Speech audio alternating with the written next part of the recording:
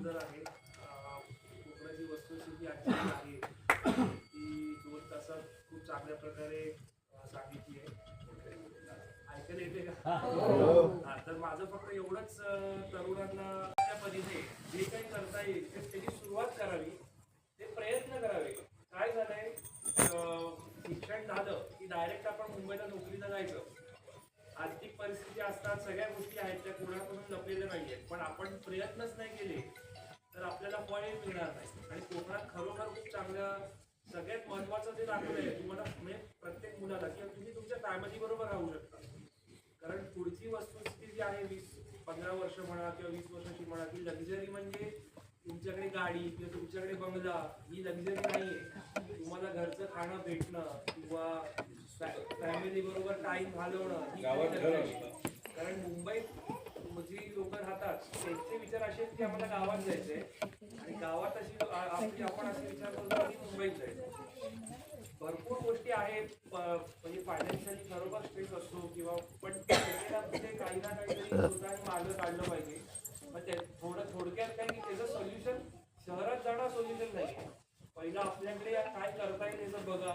नाहीच जमलं तर मग जे होत आहे ते शेवटी काय पोटापाण्यासाठी लोकांना जायलाच लागतं.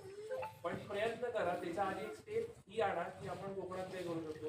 कोणाची जर नारळाची बाग असेल तर नारळाचं बागेचं उत्तम उदाहरण दिलं आहे. कोणाची छोटी जर कुठे जागा असेल तर तिथून आपण पर्यटन व्यवसाय करता येऊ शकतो. कारण पर्यटन हा आपल्या कोकणाचा काय म्हणतो ब्रेड अँड बटर आहे भविष्याचा. छोटी जरी जागा असेल तर विकू नका. अगदी मातीचं घर बांधलं तर त्याला भविष्यात जास्त डिमांड आहे. लोक स्लॅबच्या घरात राहायला कंटाळली आहे. म्हणजे अशी परिस्थिती आहे आजही. आपल्या लोकांमध्ये समजत नाही ऍक्च्युली, जी जसे बोलते बाहेरची लोक आहेत ते कोकणात जागा घेऊन कौलारू घरं बांधतायत आणि ते 15-15 हजाराला पर नाईटला विकतायत.